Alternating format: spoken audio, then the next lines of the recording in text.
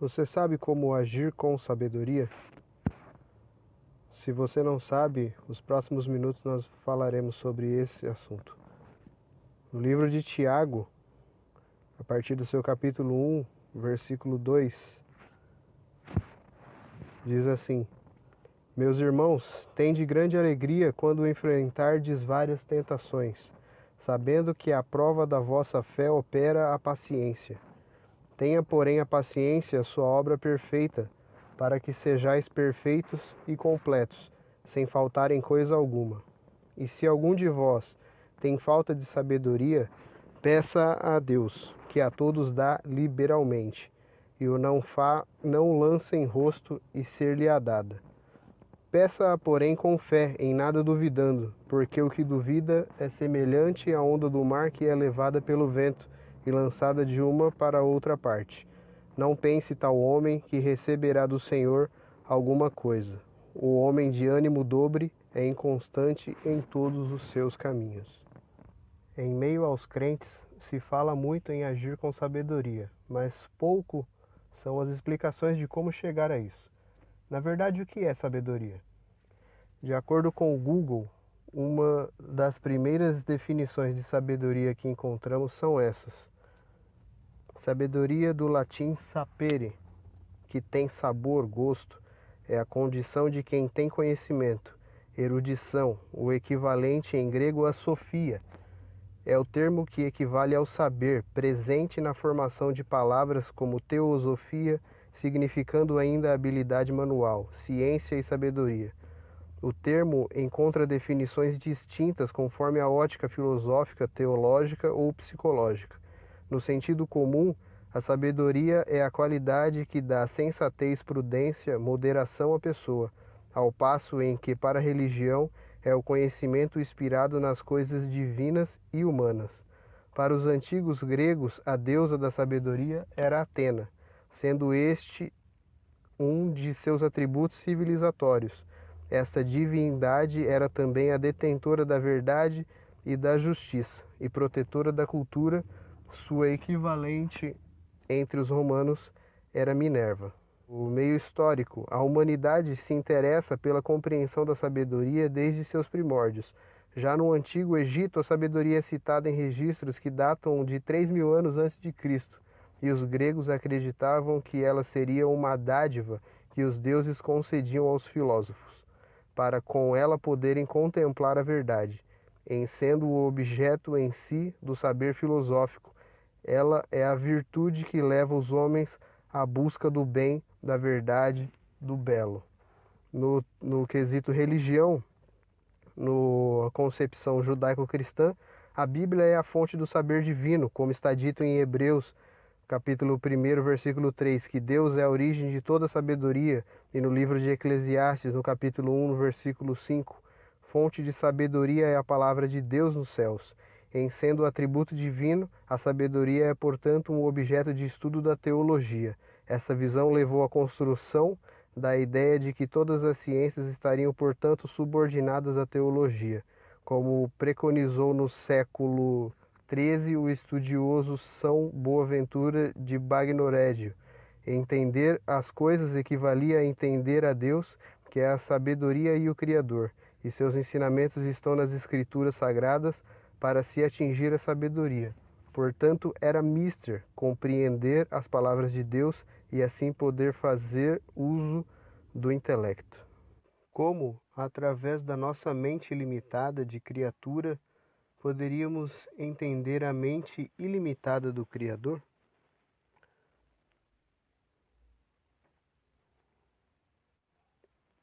Ó profundidade das riquezas, tanto da sabedoria como do conhecimento de Deus! Quão insondáveis são os seus juízos e quão inescrutáveis os seus caminhos! Porque quem compreendeu a mente do Senhor? Ou quem foi o seu conselheiro? Ou quem lhe deu primeiro a ele, para que lhe seja recompensado? Porque dele e por ele, e para ele são todas as coisas. Glória, pois, a ele eternamente. Amém. Muitos atribuem a Salomão, filho de Davi, uma sabedoria extraordinária. Porém, ao longo de sua vida, se envolveu com nada mais, nada menos que com 700 mulheres e tinha à sua disposição 300 concubinas, como diz em 1 Reis, no seu capítulo 11, a partir do verso 1.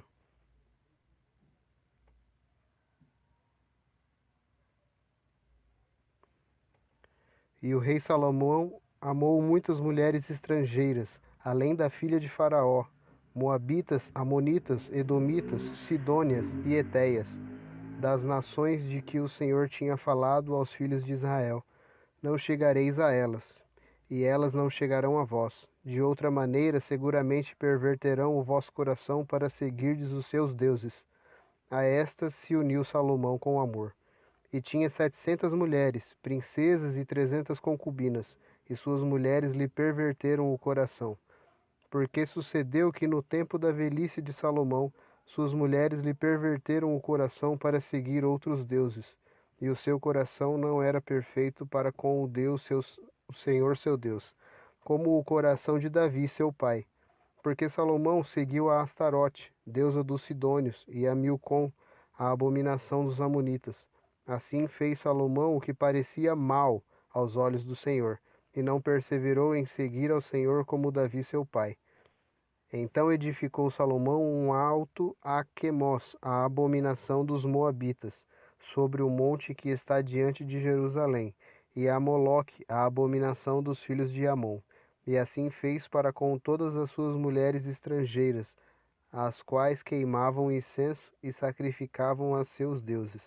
Pelo que o Senhor se indignou contra Salomão, porquanto desviara o seu coração do Senhor Deus de Israel, o qual 2 vezes lhe aparecera, e acerca deste assunto lhe tinha dado ordem que não seguisse a outros deuses, porém não guardou o que o Senhor lhe ordenara.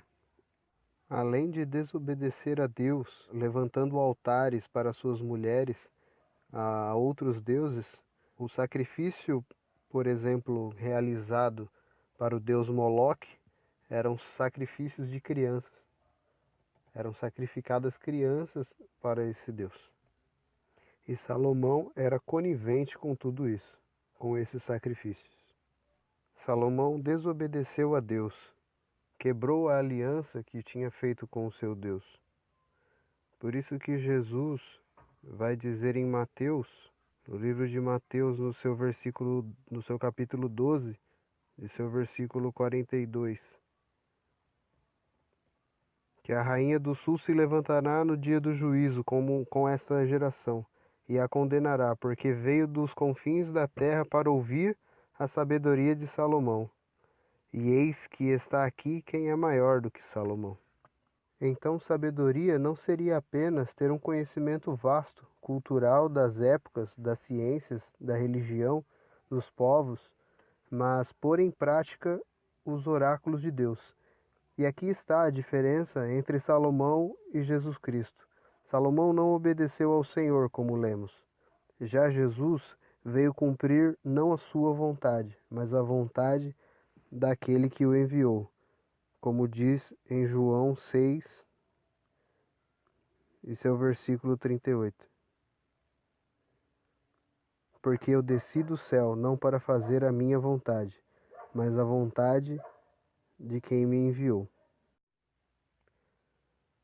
Segundo o livro de Jó, que era um homem que tinha testemunho de Deus, um homem íntegro, reto, temente a Deus, que se desviava do mal, no seu capítulo 28 e o seu versículo de número 12, diz assim: Porém, onde se achará a sabedoria e onde está o lugar da inteligência?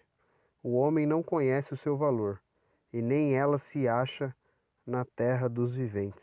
Já o livro apócrifo de Enoque, retirado do cânon sagrado, Enoque, que foi um homem que andou com Deus, um homem que foi transladado por Deus, porém foi citado pelos apóstolos chamados por Cristo, como Pedro e Judas Tadeu, no seu capítulo 42 do seu livro, E o seu versículo 1 diz assim: A sabedoria não encontrou um lugar na terra onde pudesse habitar. Sua habitação, portanto, está no céu. A sabedoria saiu para habitar entre os filhos dos homens, mas ela não obteve habitação. A sabedoria retornou ao seu lugar e assentou-se no meio dos anjos. Mas a iniquidade saiu depois do seu retorno, a qual, de má vontade, encontrou uma habitação e residiu entre eles como chuva no deserto e como orvalho na terra seca. Então Enoque, que viveu há mais de 3.000 anos antes de Cristo, deixou registrado para nós que a sabedoria não achou lugar de habitação na terra entre os filhos dos homens, enquanto Tiago, apóstolo de Cristo, diz na passagem que lemos há pouco que existe uma maneira de obtermos sabedoria, e esta forma seria pedindo. Pedindo? Sim, como o próprio Jesus nos relata em Lucas 11, a partir do seu versículo 11. Na verdade, a partir do versículo 9. E eu vos digo a vós: pedi e dar-se-vos-á, buscai e achareis, batei, abrir-se-vos-á. Porque qualquer que pede, recebe, e quem busca, acha, e a quem bate, abrir-se-lhe-á. E qual pai de entre vós que, se o filho lhe pedir pão, lhe dará uma pedra? Ou também, se lhe pedir peixe, lhe dará por peixe uma serpente? Ou também, se lhe pedir um ovo, lhe dará um escorpião? Pois se vós, sendo maus, sabeis dar boas dádivas aos vossos filhos, quanto mais dará o Pai Celestial o Espírito Santo àqueles que lhe o pedirem? Quando Jesus nos diz, qualquer que pede, recebe, ele não se refere a qualquer pedido. Ele está nos ensinando a pedir pelo Espírito Santo. Como você pode ver aqui no versículo 13. Quanto mais o dará o Pai Celestial, o Espírito Santo, àqueles que lhe o pedirem. E por que pedir pelo Espírito Santo? E não por sabedoria, por casas, carros, casamentos, bênçãos de todo tipo. Porque, como diz em Efésios, no seu capítulo 1, no seu versículo 3,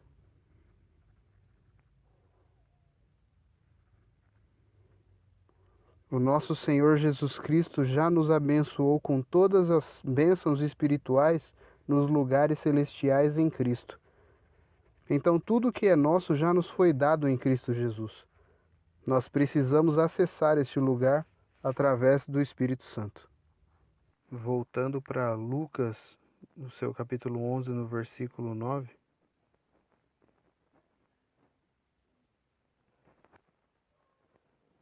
A palavra pedir é uma palavra denominada verbo, que determina uma ação em confiança ao Pai. Não recebemos porque não pedimos. Não pedimos porque não confiamos ou não o conhecemos. Temos fé que Ele é poderoso para fazer? O verso 10 vai nos certificar que todo o que pede, recebe. Em comparação com o texto de Tiago,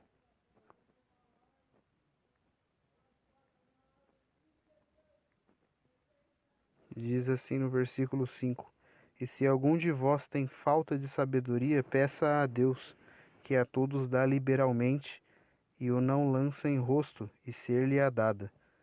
Peça-a, porém, com fé, em nada duvidando, porque o que duvida é semelhante à onda do mar, que é levada pelo vento e lançada de uma para outra parte. Não pense tal homem que receberá do Senhor alguma coisa. O homem de ânimo dobre é inconstante em todos os seus caminhos. Devo pedir então apenas por sabedoria? Não, na verdade, a sabedoria aprendeu com o Senhor. A sabedoria, ela não habita nessa terra, assim como já lemos.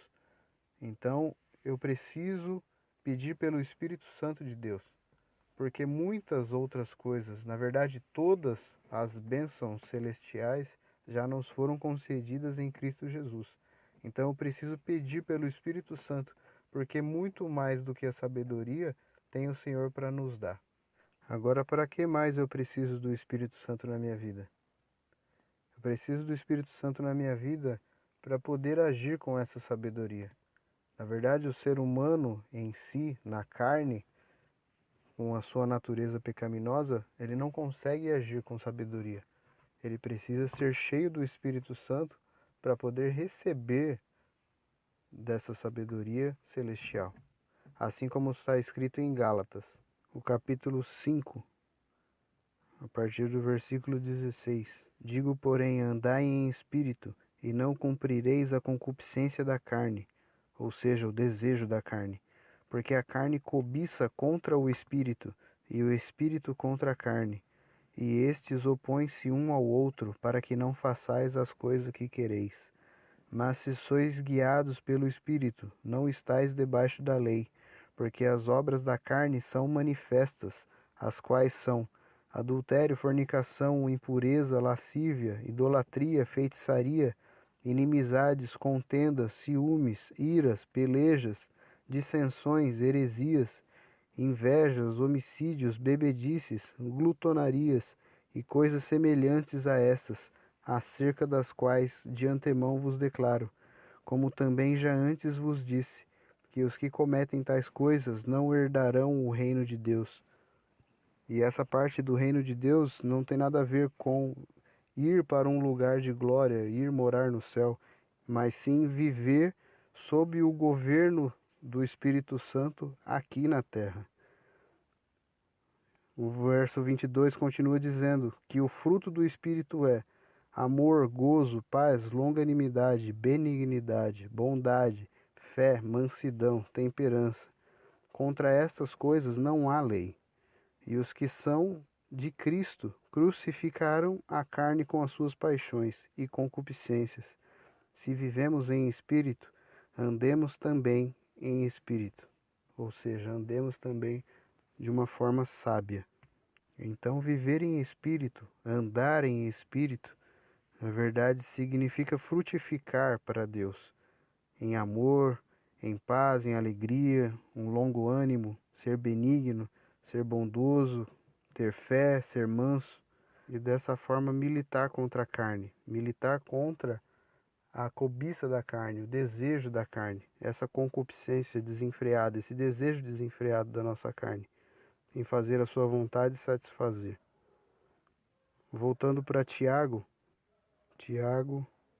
no seu capítulo 1, a partir do versículo 12, viver em espírito significa diferenciar entre a provação de Deus e a tentação de Satanás. Diz assim: bem-aventurado o homem que suporta a tentação, porque quando for provado, receberá a coroa da vida, a qual o Senhor tem prometido aos que o amam. Ninguém sendo tentado, diga, de Deus sou tentado, porque Deus não pode ser tentado pelo mal, e a ninguém tenta. Mas cada um é tentado quando atraído e engodado pela sua própria concupiscência, ou seja, a concupiscência da carne, o desejo da carne. Depois, havendo a concupiscência concebido, dá à luz o pecado, e o pecado, sendo consumado, gera a morte. Então, na verdade, nós somos tentados por Satanás segundo a nossa concupiscência, segundo o desejo da nossa carne. Na verdade, ele anda em nosso derredor, sempre observando qual o desejo da nossa carne, aquilo que nos satisfaz. E ele faz com que isso seja proposto para nós, com que seja oferecido para nós de maneira fácil, de mão beijada, para que nós aceitemos. E essa tentação, na verdade, é dele. Deus não tenta ninguém. Deus prova a nossa fé, nos fazendo chegar à nossa exaltação quando formos aprovados. E no capítulo 4, a partir do versículo 1, diz assim: de onde vêm as guerras e pelejas entre vós? Porventura não vem disto, a saber dos vossos deleites, que nos vossos membros guerreiam? Cobiçais e nada tendes, matais e sois invejosos, e nada podeis alcançar. Combateis e guerreais, e nada tendes, porque não pedis. Pedis e não recebeis, porque pedis mal, para o gastardes em vossos deleites. Adúlteros e adúlteras, não sabeis vós que a amizade do mundo é inimizade contra Deus? Portanto, qualquer que quiser ser amigo do mundo, constitui-se inimigo de Deus. Ou cuidai vós, que em vão diz a Escritura, o Espírito que em nós habita tem ciúmes? Antes, ele dá maior graça. Portanto, diz, Deus resiste aos soberbos, mas dá graça aos humildes. Sujeitai-vos, pois, a Deus, resisti ao diabo, e ele fugirá de vós. Chegai-vos a Deus, e ele se chegará a vós. Limpai as mãos, pecadores, e vós de duplo ânimo, purificai os corações. Senti as vossas misérias, e lamentai e chorai. Converta-se o vosso riso em pranto, e o vosso gozo em tristeza. Humilhai-vos perante o Senhor, e ele vos exaltará. Agora, em comparação com o texto de Gálatas, que acabamos de ler, e Tiago, no seu capítulo 4, ele vem nos questionar acerca de onde vêm as guerras e pelejas entre vós. Porventura não vem disto a saber dos vossos deleites, que os vossos membros guerreiam? As brigas que temos não vêm, na verdade, porque nós tentamos satisfazer a nossa própria carne, as nossas próprias concupiscências, os nossos desejos? Na verdade, cada ser humano tenta sempre satisfazer os seus próprios interesses, os seus próprios desejos, as concupiscências da sua carne, as concupiscências pessoais. E isso faz com que nós entremos em guerra uns contra os outros. Nós guerreamos contra os nossos irmãos. E por mais que nós busquemos a sabedoria terrena e cresçamos em conhecimento, sempre vamos satisfazer os nossos desejos, as nossas vontades, entrando assim em desacordo com os nossos irmãos e entrando em guerras.